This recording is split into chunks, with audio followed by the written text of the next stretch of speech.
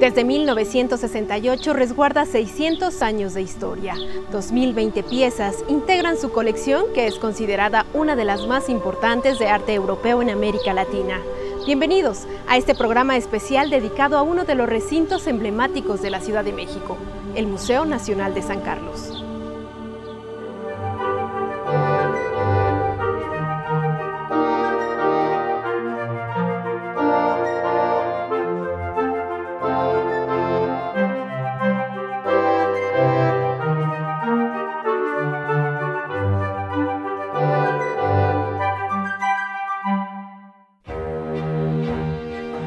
Evocar a la historia, a los procesos creativos de arte occidental, es también recordar el origen de la identidad artística nacional.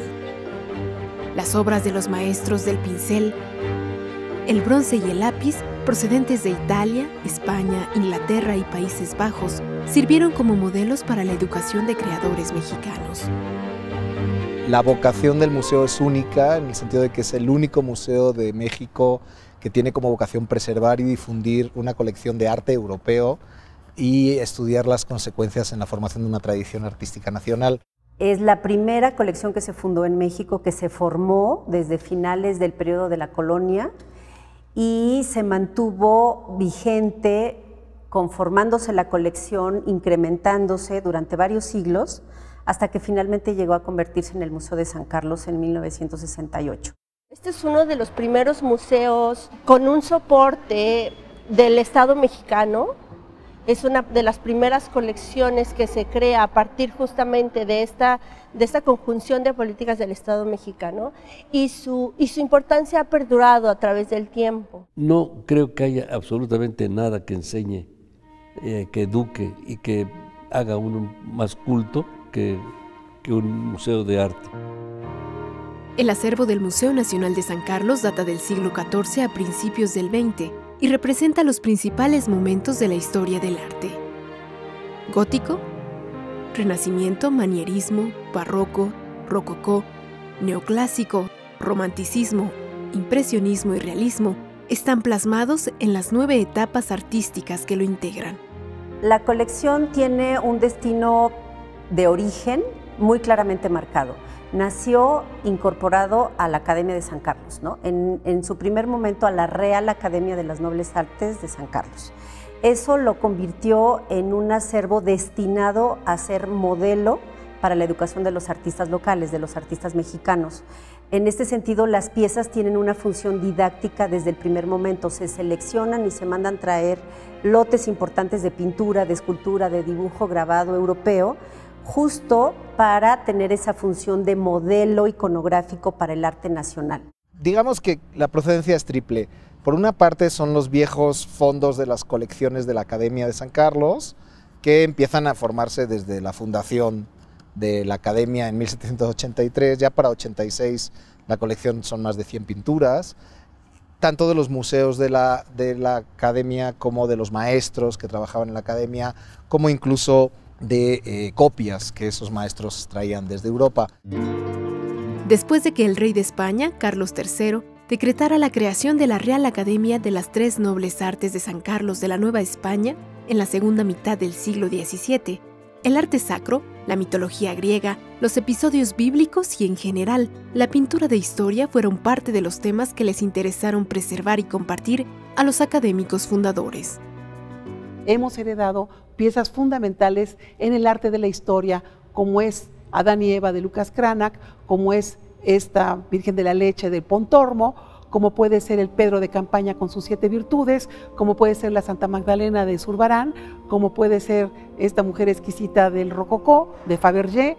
En la colección del Museo de San Carlos tenemos prácticamente todos los estilos que ha trabajado la historia del arte mundial desde el siglo XVI-XVII en adelante. Tenemos toda la última fase del barroco, digamos.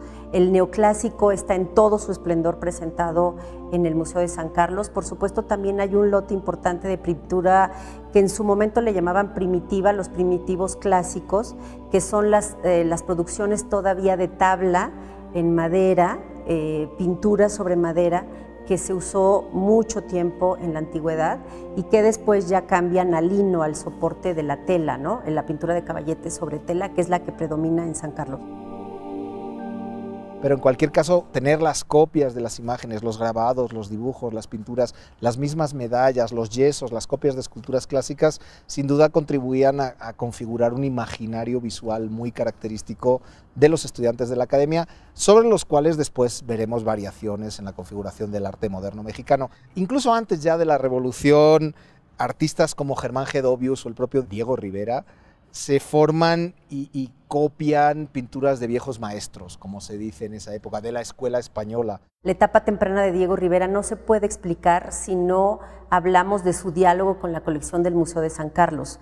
Tenemos unas bretonas de origen europeo aquí en la colección del museo y esas piezas fueron replicadas, esas bretonas fueron trabajadas, era un tema, era un modelo iconográfico que estaba vigente todo finales del XIX, principios del siglo XX, que Diego Rivera retoma y lo vamos a poner por supuesto en juego, las piezas de Rivera como artista mexicano que está trabajando un tema europeo con la pieza del Museo de San Carlos que trabaja ese tema. O tienes a maestros como Salomé Pina copiando al Velázquez del Felipe IV Cazador y pagándole 1.800 pesos por esas copias que evidentemente servían no solo para decorar la academia, sino para que los futuros maestros de la escuela mexicana de principios del 20 se formaran en esos principios todavía académicos. Y por supuesto se replica, se revisa, se observa, se copia, se hacen facsimilares, ¿no?, de la obra de arte europea, pero nunca es una copia acrítica, nunca es una copia no artística. La primera etapa de este acervo se congregó durante el desarrollo de la vertiente ilustrada de la Academia, en la que se sumaron obras de pintores del barroco flamenco como Gerard Séguer,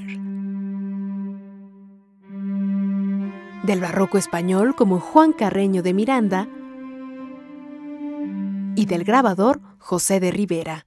Hay un interés de México por conocer qué se está creando en Europa, qué se está recreando, cuáles son los temas, los colores, las texturas, las sensibilidades que se estaban desarrollando en el arte europeo, y en este sentido las compras que se van haciendo también empiezan a tener una mirada panorámica más allá de solo servir de modelo iconográfico para los nuevos artistas, para los artistas en formación, digamos. Luego tenemos las obras que aparecen en el contexto artístico después de las leyes de reforma en el siglo XIX, que se concentran en el convento de la Encarnación, y finalmente donaciones, adquisiciones, compras que van completando esas colecciones. Con las leyes de reforma expedidas en 1855 y con la política de adquisiciones de esa época, se obtuvieron fondos pictóricos de conventos y colecciones privadas que se otorgaron al acervo de la Academia, como las del pintor italiano Andrea Vaccaro y las del español Alonso Cano. Después se amplía el concepto de la colección y hacia la segunda mitad del siglo XIX le dan otra misión, otro objetivo al acervo, que es tener el primer museo abierto al público de arte en México, digamos, de arte, bellas artes, me refiero a eso, porque ya estaba el Museo de Arqueología, de Antropología, de Historia, ya estaban diversas disciplinas representadas en el Museo Nacional. Sin embargo, de arte no existía un espacio destinado a eso. En este sentido, la Academia inaugura en la segunda mitad del siglo XIX las Galerías de Pintura y Escultura de San Carlos, que es el antecedente directo del Museo de San Carlos. Y allí se hace una propuesta, un despliegue en salones especiales por naciones, por procedencia de las piezas, por escuelas, la escuela española, la escuela italiana, la escuela holandesa, etcétera, y se hacen dos salas importantes para la pintura mexicana, y que en ese momento se llamaba la Escuela Mexicana, la clásica Escuela Mexicana de Pintura, y la Escuela de Escultura. Para la primera mitad del siglo XX se sumó la colección del político e ingeniero civil mexicano Alberto José Pani Arteaga, que incluía autores como Jaime de Cirera y el Tintoretto. Bueno, en primera porque era un hombre de una cultura vastísima. Era un amante del arte, él mismo era coleccionista, él mismo tuvo un lugar preponderante en el gobierno mexicano porque fue secretario de Hacienda y de Crédito Público en los años 20 y porque también fue secretario de Relaciones Exteriores. Y entonces el gobierno mexicano, de manera muy visionaria, lo comisionaba precisamente para que asistiera a las subastas que se llevaban a cabo en Europa, en Londres, en París, en Madrid, y él, con este ojo educadísimo que tenía, era capaz de seleccionar las piezas que él sabía que faltaban al acervo del arte europeo en México. Yo creo que él fue el gran diseñador de la colección. Fue el que organizó a un grupo, el primer grupo, inclusive al exsecretario de Hacienda, Ramón Beteta, a formar el patronato. Y junto con todas las personas que en ese momento ayudaron, incluyendo a mi padre, fueron logrando que Bellas Artes les diera ya un sitio en donde acomodarse. Pinturas del siglo XVII, como la serie de los apóstoles San Bartolomé, San Pablo, San Juan y San Tadeo, rodeados con una orla de flores provenientes de la escuela española del período barroco, o como la de Susana y los viejos, realizada en ese mismo siglo por el pintor flamenco Simón de Vos, fueron tan solo algunas de las piezas coleccionadas por Pani. Son piezas, algunas que están catalogadas como anónimas o que se han estudiado, digamos, a través justamente de razones estilísticas y que todavía representan un reto para poder conocer mejor. Al mismo tiempo, hemos recibido también piezas que fueron requisitadas por Hacienda y Crédito Público. Es el caso del gran altar gótico Espadárguez que tenemos en la sala gótica como pieza principal. El conjunto de tablas pertenecientes al periodo gótico de los siglos XIV y XV se distinguen del acervo por los colores brillantes, el uso simbólico de oro y el arte fastuoso de la Edad Media que combinaba influencias francesas y flamencas. El retablo de la Encarnación del catalán Pere Espadárguez, atribuido al año 1465, es una muestra de la actitud solemne de este estilo. Es la colección de arte gótico más importante, con sus 14 piezas representativas que tiene el país. Yo pienso que una de las colecciones más interesantes tiene que ver con estas piezas del gótico internacional que tienen aquí y que tampoco han sido muy estudiadas. El acervo de este espacio museístico también se ha enriquecido con la obra que su patronato adquirió desde su fundación en 1960. El Patronato de San Carlos es considerado el primero de los museos en México. He tenido la suerte de que existe un patronato maravilloso que siempre está lleno de ideas que apoyan, visualizan, piensan, lo hacen realidad. Constantemente estamos haciendo mejoras y creo que lo que se ha logrado, tanto como edificio, como facilidades, etcétera, hasta para los débiles visuales, a base de tocar las pinturas, pueden darse cuenta de colores, de hechura, todo.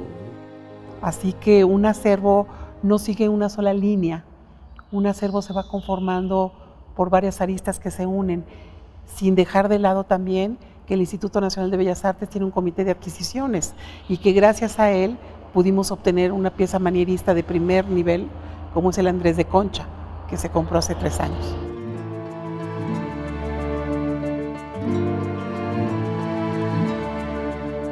En el pasado, este edificio estuvo habitado por el general Antonio López de Santa Anna y la familia de Iturbe.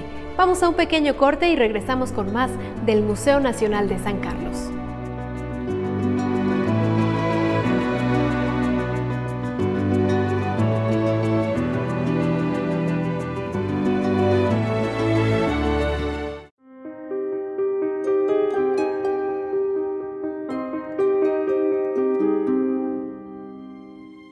Continuamos en este viaje por la historia del arte clásico.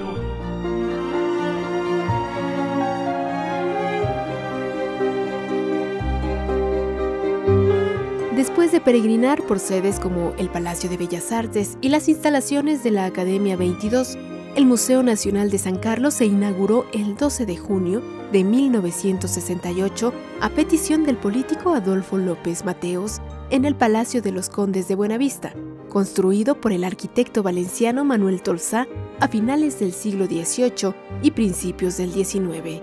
Tolsá fue uno de los directores de la clase de escultura de esta academia.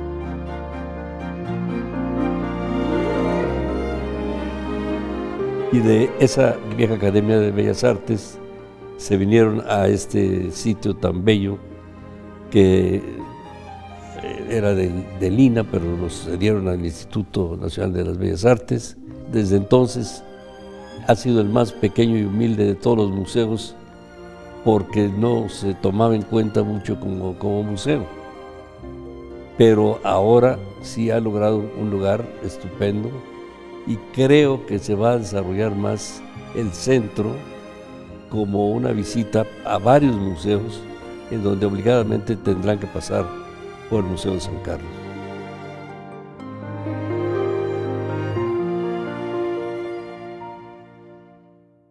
Es un acervo que exactamente es la piedra fundacional de la colección artística del Estado mexicano. Es la primera que se formó, la más importante. El núcleo se fue dividiendo, ha vivido varios procesos de dispersión. El núcleo que se queda en San Carlos es la colección de arte europeo, que es pintura, dibujo, grabado y escultura fundamentalmente. Es muy difícil hacer una selección rápida, vuela pluma, pero sin ir más lejos, las tablas góticas del Museo de San Carlos no tienen parangón en toda Latinoamérica.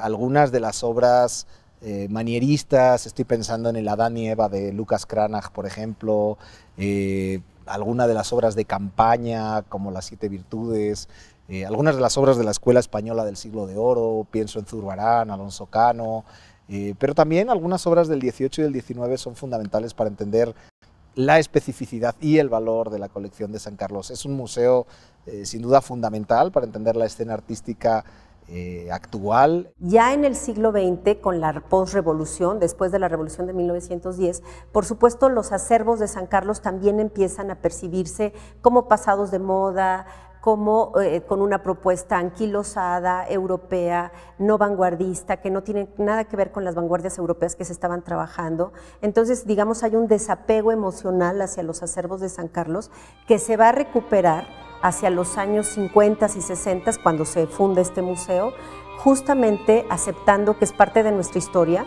y que es una historia digna, que está bien representada, digamos. Construido originalmente como una mansión señorial que guarda semejanza con el lenguaje arquitectónico del Palacio de Minería, el Museo Nacional de San Carlos consta de 10 salas, 6 de ellas permanentes y 4 temporales. El 30% de su colección, es decir, 608 piezas, son pinturas, y el 34%, 674 obras, son grabados y gráfica, mismas que se complementan con escultura, dibujo, mobiliario, fotografía y artes decorativas. Aquí se viene a estudiar el arte europeo, se viene a atravesar de la mano con una manera muy didáctica, porque las salas están conformadas de tal suerte que el público pueda comprender de manera fácil y de manera rápida qué es la historia del arte, cómo se conformaron estos arquetipos religiosos, civiles, estéticos y de vanguardias, porque cada una de las pinturas que nosotros presentamos, así como hoy el arte contemporáneo es un arte de vanguardia y que comunica un momento histórico, cada uno de los momentos que se presentan en San Carlos en su momento fueron de vanguardia. Como la colección tiene esta selección, digamos, de obra tan variada, nosotros desarrollamos hace ya más o menos 3 años, un proyecto académico y de docencia, y nos dedicamos al estudio de piezas específicas de artistas italianos y otros que tenían una atribución de artistas nórdicos, y partimos de tratar de conocer cómo habían sido creadas en su momento y cuáles cambios podíamos conocer a través del estudio de los materiales, o bien alteraciones que pudieran haber transformado sus formatos y que por lo tanto hubieran ocultado, digamos, información importante sobre su procedencia. Y por eso escogimos 2 autores. Un caso fue el de Pedro de Campaña con las 7 Virtudes y el otro fue el del Giacomo Pontormo con la Virgen con el Niño. Cuando hicimos este análisis, que nos tomó varios meses llevar a cabo, pudimos resolver temas vinculados con la procedencia de los materiales, por ejemplo los soportes apuntan a un lugar de extracción bien específico, que son los bosques que están cercanos a los talleres donde los artistas tienen sus tiendas, ¿no? O sus obradores. Y en este caso, la tabla del Pontormo, por ejemplo, resultó la típica que conforma los paneles más utilizados por el autor, y es un panel de álamo, ¿no? Unido con un método de armado que también es típico de su taller, que eso para nosotros era fundamental porque los expedientes de obra, los catálogos son el principio de una buena política de conservación. Y en este país eso todavía hace mucha falta, trabajar mucho más sobre eso. Así que estamos de plácemes porque también la extensa colección que conforman 2020 piezas se encuentra cada vez más restaurada. Es decir, es una colección viva, orgánica, que requiere para ello de ser conservada y por lo mismo ha pasado por procesos de restauración dentro de los centros de restauración del Instituto. Hasta ahora, la colección de San Carlos se ha custodiado por 8 directores, entre los que se encuentran Enrique Gual, Graciela Reyes Retana, María Fernanda Matos Moctezuma y Carmen Gaitán, mismos que de 1968 al 2018 dirigieron más de 200 exposiciones, algunas de ellas itinerantes que permitieron presentar piezas de esta colección en los museos más importantes del mundo, como el Museum of Art en Florida, el Palazzo dei Diamanti en Italia y el Museo de Arte de Georgia. Nos han pedido, por ejemplo, de un museo de Ferrara, que fuera ni más ni menos que esta Magdalena de Zurbarán. Andrea Vaccaro, nos piden también que viaje el Sorolla, porque debemos de saber que cuando se celebró los 100 años de la independencia de México, el presidente Porfirio Díaz pidió que se comprara esa pieza porque Sorolla había mandado una serie de piezas emblemáticas para esta celebración. Así pues, la fortuna de que nosotros contemos con esta gama de prestigiados pintores hacen de San Carlos un museo único. Recuerdo la exposición que hubo hace unos años con obra de Damien Hirst, uno de los nuevos artistas británicos, en los cuales se ponía a dialogar la colección permanente con obras contemporáneas.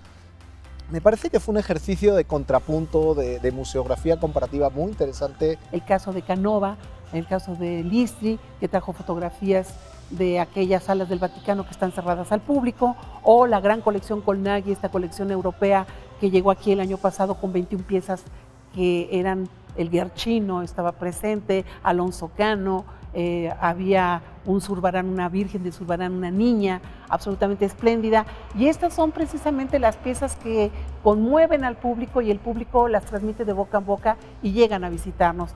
Hoy creemos que las piezas de San Carlos pueden perfectamente bien dialogar con las manifestaciones contemporáneas porque los dos momentos son momentos de quiebre y son los momentos en los que uno, por identidad, voltea a ver a los abuelos y sabe que uno viene de ahí.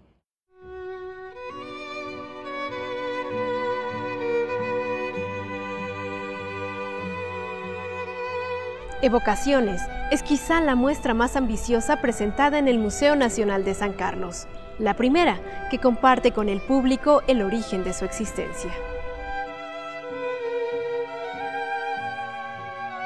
Uno de los temas que estamos trabajando en Evocaciones, en la exposición conmemorativa de los 50 años del museo, es justamente trabajar el tema de la apreciación cambiante que tenemos los públicos sobre las mismas piezas. Es un ejercicio de recordar no solo la importancia de la colección que resguarda y que protege el Museo de San Carlos, sino también que estas piezas que están aquí contenidas son la base y el origen de la historia del arte mexicano. La exposición la representamos, la cerramos más o menos hacia los años 20 del siglo pasado, y inicia todavía con pinturas del barroco tardío, digamos, del periodo de la colonia, de cuando México era la Nueva España. Entonces abarcan varios siglos, abarca escuelas de diferentes procedencias. San Carlos se distingue porque es un museo que sale extramuros, porque tiene un vehículo que es una unidad móvil que va a las zonas más marginadas, es una unidad que va acompañada de una pedagoga que tiene un sistema de fácil acceso, de muy buena comunicación, con muy buenos mensajes y que empodera al público, es decir, lo empodera a través de un discurso muy bien estudiado para que le transmita lo que son las manifestaciones artísticas. Con el sistema ya de estar en línea, podemos estar en el mundo entero. Yo puedo en China estar viendo el Museo San Carlos, una obra del Museo Santa Carlos, inclusive tratar de irme en close-up a los ojos de alguna figura que me llame la atención. Además, es el único museo con una recopilación de más de 5.000 libros y revistas especializados en arte europeo, reunidos en su biblioteca Erik Larsen. Y el único que posee una maleta de arte itinerante en hospitales. Y la maleta de San Carlos es uno de los aciertos y de las fortunas que tiene este museo, porque es una maleta precisamente que se desplaza y que va básicamente a hospitales de muy bajo nivel, y los médicos nos permiten ingresar a aquellos recintos donde los niños están muy enfermos o en situación terminal. La maleta lleva una serie de elementos didácticos, de juego también, lúdicos, que le permiten a los niños en esos momentos terribles de aburrimiento y de prolongadas sesiones por la enfermedad, recibir un mensaje que es noble. Físicamente también ese museo va a crecer en amplitud porque requiere, por decirle algo, estacionamiento. La calle que conduce hacia el centro, la Alameda Central, va a modificarse para ser cultural, y la calle, con sus árboles en medio y todo, que van hacia el Monumento a la Revolución, tiene que ser peatonal, y habrá ahí nuevos galerías, museos y pequeños restaurantes. Lo más importante de celebrar el Museo de San Carlos es justamente que hay un acervo que nos pertenece a todos, una heredad, un patrimonio que hemos forjado a lo largo de diferentes generaciones. Este acervo es muy costoso, ha sido muy costoso construirlo, conservarlo, mantenerlo, preservarlo, restaurarlo, digamos, ¿no? Todas las colecciones de museos que tienen una gran colección detrás que la sostienen.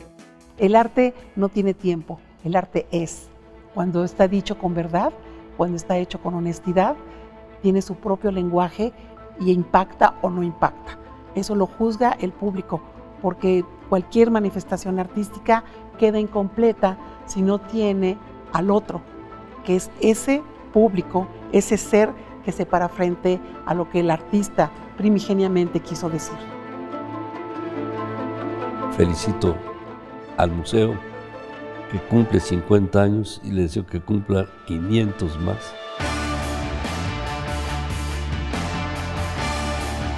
El Museo Nacional de San Carlos nos invita a hacer un recorrido por 6 siglos de historia del arte europeo y nos ofrece un encuentro con el origen del arte nacional. Gracias por habernos acompañado. Hasta la próxima.